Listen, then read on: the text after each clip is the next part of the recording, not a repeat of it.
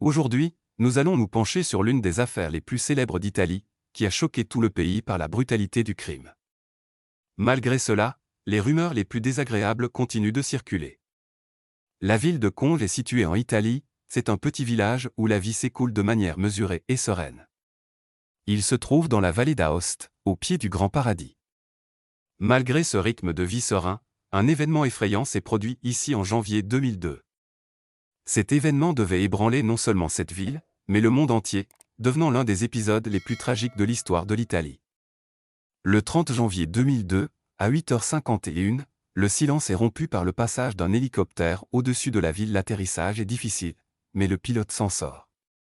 Ce sont des sauveteurs qui se sont envolés pour répondre à l'appel d'une femme. Une vingtaine de minutes avant leur arrivée, celle-ci avait appelé pour signaler que son fils de 3 ans, Samuele Lorenzi, était malade et vomissait du sang. Lorsque les ambulanciers sont arrivés sur les lieux, ils ont trouvé une voisine, Daniela Firo, qui avait accouru en criant à l'aide. À l'extérieur de la maison se trouvait le médecin de famille, qui est arrivé dès que la mère de l'enfant l'a appelé pour lui signaler le malaise de son fils. En plus d'eux, Anne-Marie Franzi, 31 ans, et son bébé de 3 ans sont présents. Sur la tête de ce dernier, il y avait un pansement ensanglanté. Lorsque le médecin de famille est arrivé et a vu l'enfant, il a été stupéfait car Samuele ne vomissait pas de sang. Sous le pansement, il y avait une énorme entaille et son crâne était en fait fendu. Les blessures étaient si graves que la matière cérébrale s'était infiltrée dans le pansement et que le tissu était complètement imbibé de sang. Le médecin a immédiatement commencé à soigner l'enfant, mais il était déjà tombé dans le coma. Le lit du couple présentait une grande tache de sang, ainsi que des éclaboussures sur tous les meubles environnants, sur le sol et sur les murs. Ces traces ne correspondent pas au vomissement de la mère. L'enfant a été immédiatement transporté par hélicoptère vers un centre médical. Quelques minutes plus tard, son père est rentré du travail. Il est parti dès qu'il a appris l'incident, mais n'a pas eu le temps de dire au revoir à Samuele. À 9h15, l'hélicoptère est reparti et à 9h55, les parents inquiets ont appris le décès du garçon. Contrairement à ce que la mère a déclaré, la cause de la mort est un grave traumatisme crânien, ainsi que des marques suspectes ressemblant à des coups de couteau et à des coupures sur le côté droit du front. Ce sont ces blessures qui ont provoqué l'éclatement des os. Le médecin légiste a confirmé qu'il s'agissait d'un homicide. Lorsque les parents ont été informés de cette nouvelle, le père s'est effondré et a pleuré. Anne-Marie, qui jusque-là n'avait pratiquement pas parlé, a commencé à marmonner quelque chose d'inaudible sous sa respiration et, un peu plus tard, elle s'est tournée vers son mari et lui a dit qu'elle voulait donner naissance à un enfant pour remplacer Samuele. Ils nieront par la suite avoir prononcé cette phrase. En tout cas, la rumeur de cette phrase a littéralement choqué l'Italie. Anna Maria Franzioni est née le 23 août de l'an 71 dans la province de Bologne. Elle est issue d'une famille nombreuse et assez aisée, comptant une douzaine de frères et sœurs. Sa mère était enseignante et son père possédait une entreprise de construction. Malgré la tranquillité et la prospérité, Anna Maria voulait vivre sa propre vie et elle est partie dès qu'elle a atteint l'âge adulte. C'est ainsi qu'elle s'est retrouvée à Cogna. Elle y a trouvé un emploi de gérante d'hôtel et c'est au cours de l'une de ses gardes qu'elle a rencontré son futur mari, Stefano Lorenzi. Il était ingénieur et venait lui aussi de Bologne. Les jeunes amoureux sont immédiatement devenus inséparables, se sont rapidement mariés et ont eu 2 enfants. David était l'aîné et Samuel le cadet. Après l'accouchement, l'héroïne de l'histoire est devenue femme au foyer, et son mari a travaillé comme ingénieur dans une entreprise située dans la banlieue proche. Dans cette petite ville confortable, leur vie s'écoule calmement et avec mesure jusqu'au jour où Anna Maria appelle les services d'urgence. Bien qu'il s'agisse d'un meurtre, les versions de tous les témoins interrogés par la police sont parfois franchement contredites. Les inspecteurs ont parlé à Anna Maria, au médecin de famille et à un voisin. Leurs propos ont permis d'établir une chronologie des événements. Selon la mère de l'enfant, le 30 janvier 2002, vers 8h du matin, elle s'est réveillée pour accompagner son fils aîné de 7 ans à l'école. C'était une matinée ordinaire, la mère a donné le petit déjeuner à David, puis l'a raccompagné. Soudain, Samuel se réveille. Il était de bonne humeur et semblait en bonne santé, mais il s'est mis à pleurer. Anna Maria l'emmena dans sa chambre et le coucha pour qu'il se repose encore un peu, car il était très tôt, puis elle retourna auprès de l'aîné. À 8h15, elle est allée chercher l'aîné. Sa mère l'emmena à l'arrêt de bus, elle dut attendre quelques minutes que le bus arrive. Lorsque l'héroïne de l'histoire est rentrée chez elle vers 8h30, elle a trouvé son fils cadet la tête fracassée dans son lit. Il vomissait, était vivant mais respirait avec une respiration sifflante. La mère se rend immédiatement chez le médecin de famille et lui dit que le cerveau de l'enfant a explosé. Le médecin de famille s'est rendu au domicile de la famille Lorenzi. Anna Maria a crié si fort dans le téléphone qu'elle a attiré l'attention de la voisine Daniela, qui s'est précipitée vers sa maison. Après avoir appelé le médecin, elle contacte les services d'urgence, explique que l'enfant vomit du sang, puis appelle l'entreprise où travaille Stefano et leur demande de dire à son mari de rentrer immédiatement à la maison car Samuel ne respire plus. Il était mort. Anna Maria est sortie en courant et est tombée sur un voisin. Elle demande immédiatement de l'aide. Celle-ci constate que la mère agitée est couverte de sang. Elle explique confusément qu'il est arrivé quelque chose de terrible à son jeune fils. Daniela, une voisine, est entrée à l'intérieur et est immédiatement ressortie en courant, choquée par ce qu'elle a vu. Lorsque le médecin est arrivé à la maison, il a immédiatement constaté la gravité des blessures de l'enfant. Il a également constaté que le visage et les mains d'Anna Maria étaient couverts de sang et que des fragments de matière cérébrale se trouvaient dans ses cheveux. Il a immédiatement compris qu'il s'agissait de quelque chose de plus grave qu'une maladie. Cependant, la mère, choquée, n'a pas pu expliquer ce qui s'était passé. Tout ce que le médecin de famille a pu faire avant l'arrivée des ambulanciers, c'est de laver les plaies du bébé, de lui laver le visage et de lui faire une injection pour neutraliser les effets du choc. Ce faisant, il s'est rendu compte de la gravité de la situation. Le médecin a d'emblée douté que Samuel puisse être sauvé. Selon lui, ce qui s'était passé aurait pu être dû à un anévrisme et à l'obstruction d'une artère, provoquant une forte pression, une rupture et une hémorragie interne. Les lésions du crâne pourraient être dues à une fragilité osseuse congénitale. En outre, le médecin a estimé que le garçon était trop jeune et que les os de son crâne n'avaient peut-être pas fusionné correctement. En fait, le médecin a suggéré qu'une hémorragie interne avait rompu le crâne de l'enfant de l'intérieur. Bien entendu, rien de tout cela ne s'est avéré vrai, puisque le médecin légiste, après une autopsie, a conclu que Samuel avait reçu 17 coups à la tête avec un objet métallique pointu. Il a été frappé délibérément, principalement au niveau du front et de la région pariétale, si fort que les os ont été brisés.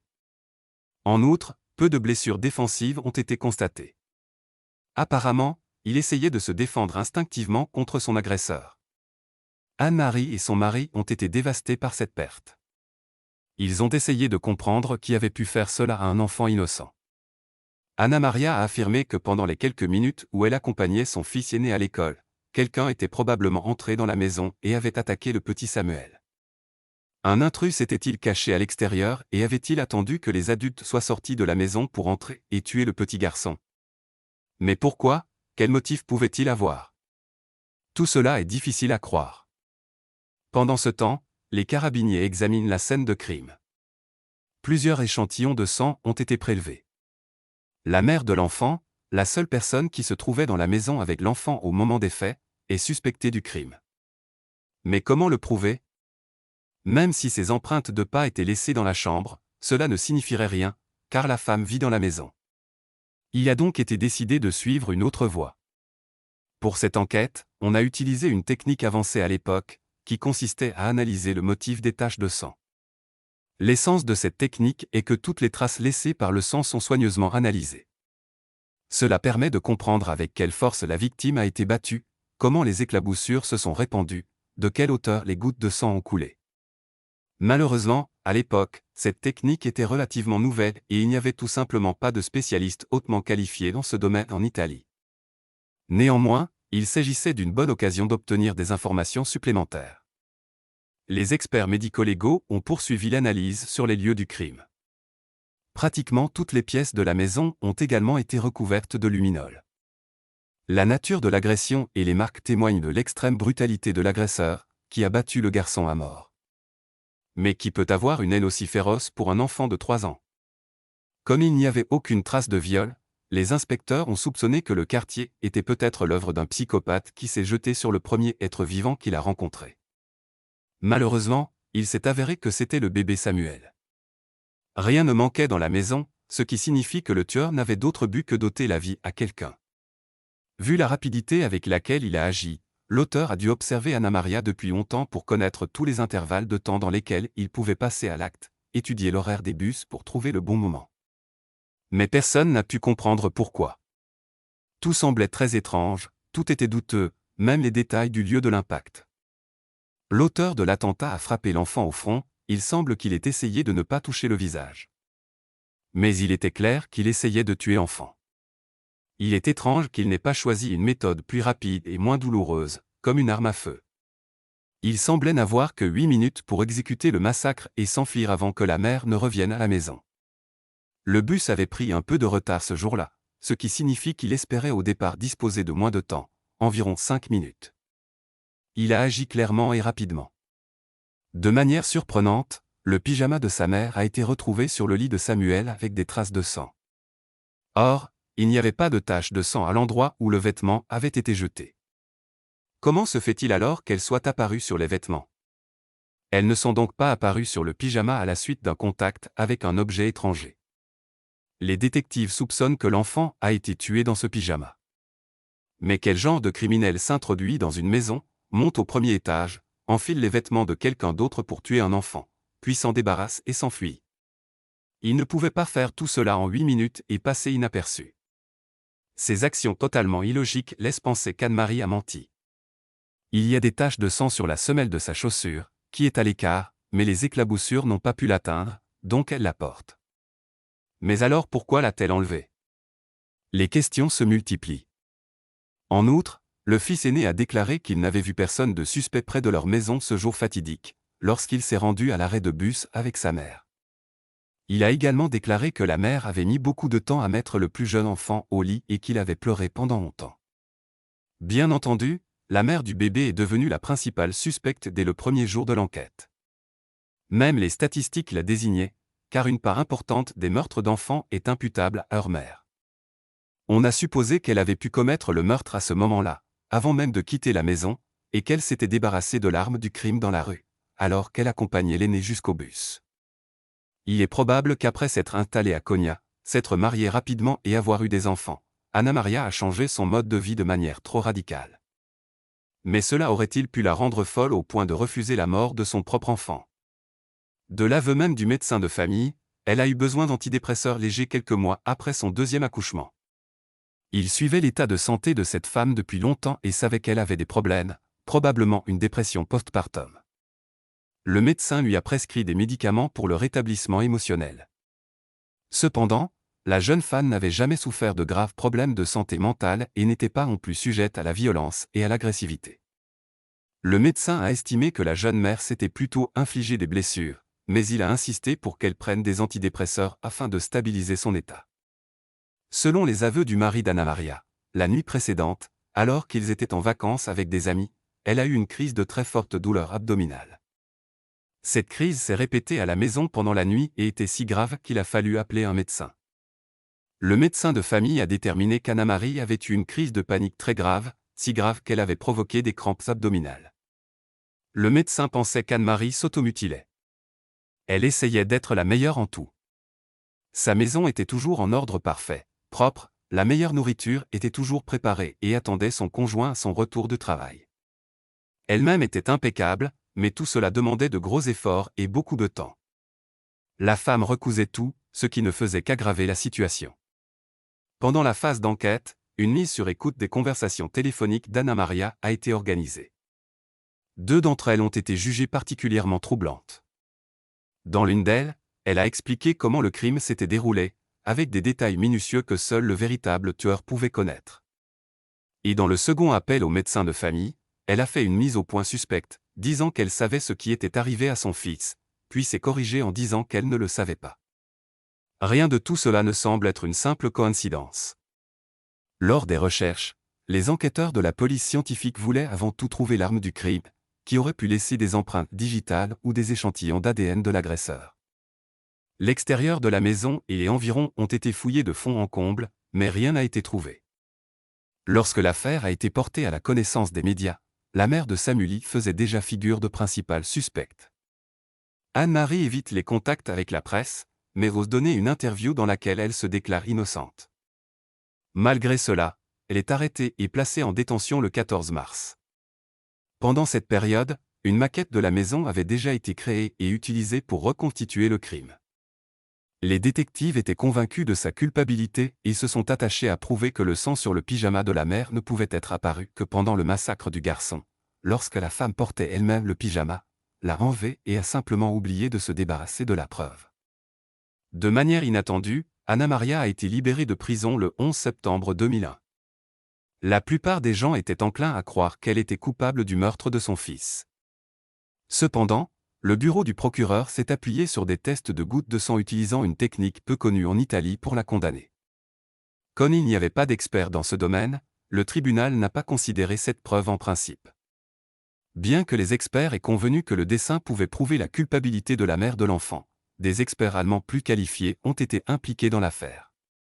Ils ont décidé de procéder à une reconstitution à grande échelle, de recréer au millimètre près la chambre des parents de l'enfant, dans laquelle il a été battu à mort. Il était prévu de créer sa tête, ainsi que d'utiliser une femme de même corpulence qu'Anna Maria pour les tests. Elle devait porter 17 coups à l'aide d'un objet improvisé pour poignarder et couper. Les spécialistes pensent qu'il s'agit d'un pic à glace ou d'un énorme couteau de chasse. Cela devait prouver que le sang sur le pyjama de la mère provenait des coups portés au petit Samuel. Le processus a été très compliqué et a duré des mois, mais grâce à cette reconstitution, il a été possible de confirmer que le sang du meurtre a dû créer un motif similaire aux marques sur le pyjama d'Anne-Marie. Le 10 juin 2002, la Cour suprême de cassation a annulé l'ordonnance de mise en liberté et s'est pourvue en cassation. L'enquête reprend. Toutefois, l'héroïne de l'histoire a été dispensée d'emprisonnement en attendant l'audience, les résultats de l'examen psychiatrique l'ayant reconnue saine d'esprit et peu encline à réitérer un tel incident. Elle attend un nouveau procès dans son pays. L'implication des médias a transformé l'affaire en un véritable cirque. Au cours de nombreuses interviews, la défense et l'accusation se sont affrontés de manière très animée. Tout cela a donné lieu à tant d'expertises différentes que l'un des experts, qui avait fait le déplacement depuis la capitale, a décidé de repartir en qualifiant l'affaire de grotesque amas d'avocats. Mais un scandale encore plus grand a éclaté en juillet 2002 lorsqu'Anne-Marie est apparue en direct à la télévision et a annoncé qu'elle attendait un bébé. Le bébé, nommé Geoli, est né un an après la tragédie, le 26 janvier 2003. Grâce à toutes ces sensations, les chaînes de télévision ont battu des records d'audience, attirant des millions de téléspectateurs à chaque épisode. L'avocat de Karl Taarmin a décidé de mener une enquête indépendante. Il estime que les inspecteurs ont agi de manière non professionnelle dès le début, qu'ils ont saisi toutes les occasions pour prouver la culpabilité de la mère du bébé, au lieu de rechercher le véritable criminel. Soudain, David a commencé à modifier son témoignage. Alors qu'il avait déclaré auparavant qu'il n'avait pas vu d'étranger à l'extérieur de la maison lorsqu'il se rendait à l'école, il a commencé à affirmer qu'il avait vu une personne, mais qu'il ne pouvait ni la reconnaître ni même la décrire. Il était censé être habillé de vêtements sombres. Cependant, nombreux sont ceux qui pensent que l'avocat a délibérément déformé les souvenirs du garçon en faveur de son client. Lors de la nouvelle audience, l'avocat a adopté une position offensive, accusant les forces de l'ordre de négligence et menaçant même de les poursuivre en justice. L'avocat de la défense a également insisté sur les résultats de l'examen psychiatrique, qui démontrait la pleine santé mentale de l'héroïne de l'histoire et son incapacité à commettre de telles atrocités en principe. Le 13 juin 2003, l'avocat de Karl Taarmin a organisé une conférence de presse au cours de laquelle il a exposé les principales thèses de sa tactique. Tout d'abord, selon l'avocat de la défense, Samuel est mort quelques minutes avant que sa mère ne le découvre. Il a affirmé que l'heure du décès avait été délibérément déformée en faveur de l'accusation. Le temps qu'il a fallu à la mère pour quitter la maison et y revenir était lui aussi tout simplement impossible, de sorte que ce point est resté en suspens. En outre, l'avocat de la défense pensait que l'auteur avait utilisé un objet très différent, ressemblant plutôt à un marteau à percussion ronde ou à une batte de baseball. L'avocat de la défense estime donc que le nombre de coups portés a été mal calculé. D'autres armes de crime nécessitent moins d'efforts pour infliger des blessures similaires, ce qui raccourcit considérablement le temps nécessaire à l'auteur pour attaquer. Karl Taarmin a également affirmé que la couette sous laquelle Samuel a été retrouvé matraqué à mort portait une empreinte de chaussure qui n'a pas été relevée par l'enquête. Cette empreinte était beaucoup plus grande que celle des chaussures portées par la mère de l'enfant. Malgré la préparation minutieuse de l'accusation, celle-ci a été en mesure de présenter des contre-arguments au cours de l'audience, alors que, parmi les allégations, l'accusation avait le principal atout en main, qui s'est avéré être les taches de sang sur le pyjama. Au cours de l'examen, il a été prouvé qu'elle ne pouvait être apparue que lors du massacre du garçon, dans le cadre d'un contact étroit. Les doutes ont été suscités par 3 versions différentes de ce qui s'est passé, données par Anna Maria en l'espace de quelques minutes, lorsqu'elle a appelé le médecin de famille, les services d'urgence et son mari. La réaction de la femme à l'annonce de la mort de son fils semblait également suspecte. Elle n'a manifesté aucune émotion particulière liée au chagrin, mais a simplement décidé de donner naissance à un nouveau fils. Finalement, le tribunal a reconnu Anna Maria Franzione coupable de meurtre d'enfant et l'a condamnée à 3 ans de prison. Mais le combat pour la liberté ne s'est pas arrêté là. Taormina a réuni toute une équipe d'experts pour prouver l'innocence de sa cliente. Bien que le bureau du procureur n'ait pas accepté la déclaration concernant l'empreinte de chaussure sur la couverture, l'avocat était déterminé à prouver qu'elle appartenait au véritable meurtrier, et que ce n'était pas Anna Maria. Il s'est avéré que l'empreinte avait été laissée par un photographe. Elle n'avait même pas été laissée par du sang, il s'agissait simplement d'une contamination normale. L'avocat était si désireux de défendre son client qu'à un moment donné, il y a eu un risque réel qu'il soit accusé de falsification de preuves. En 2000, Anna Maria et son mari Stéphane avancent une nouvelle version. Ils pensent qu'un certain Ulysse Char est l'assassin. Il s'agit de leur voisin. Anna Maria a remarqué à plusieurs reprises qu'il avait un comportement étrange. Il portait notamment des perruques et des lunettes, comme s'il cherchait à cacher son identité. L'homme a flirté à plusieurs reprises avec l'héroïne de l'histoire, mais elle l'a repoussé plusieurs fois. En outre, Anna Maria a déclaré que la veille du crime, l'homme a beaucoup réprimandé Samuel et l'a généralement maltraité. Selon elle, tout cela aurait pu constituer un motif d'agression et de vengeance. La version a été vérifiée, mais il s'est avéré qu'Ulysse avait un alibi pour la journée. À 8h10, il s'est rendu dans le magasin de fruits et légumes de la famille de son frère pour ouvrir la boutique, d'où il est parti pendant cette période et est rentré chez lui à 8h40. Par la suite, il n'a pas disparu de la vue jusqu'à l'arrivée des sauveteurs, lorsqu'il est sorti sous le porche pour observer l'agitation. Selon l'avocat, les intervalles de temps n'ont pas été confirmés, il pourrait y avoir de légères divergences, et la période réelle pourrait en effet coïncider avec l'heure à laquelle le garçon a été tué. L'homme a été interrogé à plusieurs reprises au fil des ans, mais jamais rien de suspect n'a été observé. Le harcèlement des journalistes a mis Ulysse dans tous ses états, au point qu'il a accusé Anna Maria de calomnie. De plus, la femme était sur le point d'être accusée de fraude procédurale.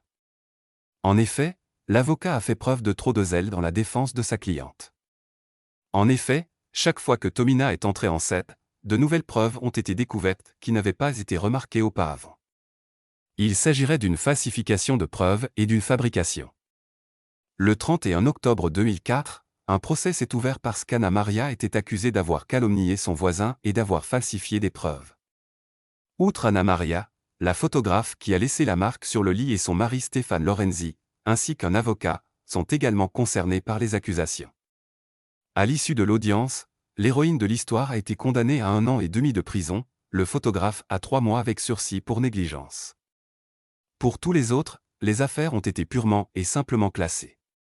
Après ces événements, Taormina a perdu l'occasion de représenter Anna Maria devant le tribunal. L'avocat de la défense a accusé le bureau du procureur de partialité et a promis d'aider l'accusé. Le 16 novembre 2005, la phase suivante des audiences a commencé. Cette fois, Anna Maria et son mari ont un nouveau suspect probable, à savoir une voisine, Daniela Frott. Cette femme a été la première à accourir aux appels à l'aide, essayant de calmer et de soutenir Anna Maria. Elle était entrée dans la maison, peut-être délibérément, afin de pouvoir expliquer l'apparition de ces empreintes si elles étaient retrouvées. La femme vivait à proximité et aurait pu entrer rapidement dans la maison, tuer le garçon et s'enfuir pendant que la mère était absente, mais son mobile n'était pas clair. Elles avaient de mauvaises relations et elle était avec son mari ce matin-là, ce qui lui a fourni un alibi. Selon Anna Maria, les suspects suivants étaient les pitons. Ils auraient été jaloux de leur bonheur et de leur bien-être et vivaient également près de leur maison, mais ils avaient un alibi confirmé. Lorsque tous ces suspects ont été exclus, le nouveau défenseur de l'héroïne de l'histoire a commencé à insister sur sa folie. Cela a permis de faire à nouveau traîner les choses en longueur. En conséquence, des examens psychiatriques répétés ont été effectués, qui ont confirmé sa santé mentale. Tout cela a prolongé la procédure. Malgré la lutte désespérée de son avocat, le 27 avril 2007, Anna Maria a de nouveau été déclarée coupable. Mais cette fois, le tribunal a pris en compte des circonstances atténuantes. Initialement, le bureau du procureur souhaitait maintenir la peine de 30 ans, mais avec la possibilité d'une libération anticipée au bout de 24 ans. Toutefois, selon la décision du juge, cette peine a été réduite presque de moitié et ramenée à 16 ans, avec un droit à la libération conditionnelle au bout de 11 ans. Une circonstance atténuante a été la décision selon laquelle Anna Maria aurait pu souffrir d'une sorte de dépression nerveuse au moment des faits, ce qui l'a conduite à s'en prendre violemment à son fils de 3 ans. Il a été estimé qu'au cours de cette période, elle avait perdu le contrôle d'elle-même et ne s'était pas rendue compte de ce qui se passait. Cette affaire a donné matière à débat à différentes personnes qui ont avancé les versions les plus incroyables pour tenter d'expliquer ce qui s'est passé dans la ville de Konya. Certains pensent même qu'il n'y avait pas de place pour Samuel dans le monde idéal d'Anna Maria, qui ne le considérait pas comme un partenaire idéal. Selon plusieurs témoins, elle aurait essayé d'être une épouse et une mère parfaite, mais son fils était désobéissant et elle était grossière avec lui, le considérait comme laid et sans éducation. C'est pourquoi elle voulait donner naissance à un autre fils. La plupart des gens ont considéré ces versions comme des rumeurs exagérées. La femme elle-même a insisté sur le fait qu'elle aimait le garçon et qu'elle rêvait que la police attrape le vrai coupable. Malgré cela, de nombreux psychiatres se sont ralliés à la version de la confusion mentale spontanée. Les imperfections que la mère remarquait chez son fils, elle les reflétait sur elle-même. Ainsi, dans le monde idéal d'Anna Maria est apparue une fissure, elle est tombée dans un cercle vicieux dont la seule issue était le meurtre. Finalement, le 21 mai 2008, la Cour de cassation confirme le verdict de la Cour d'appel. Le soir même, l'héroïne de l'histoire a été envoyée à la prison de Bologne.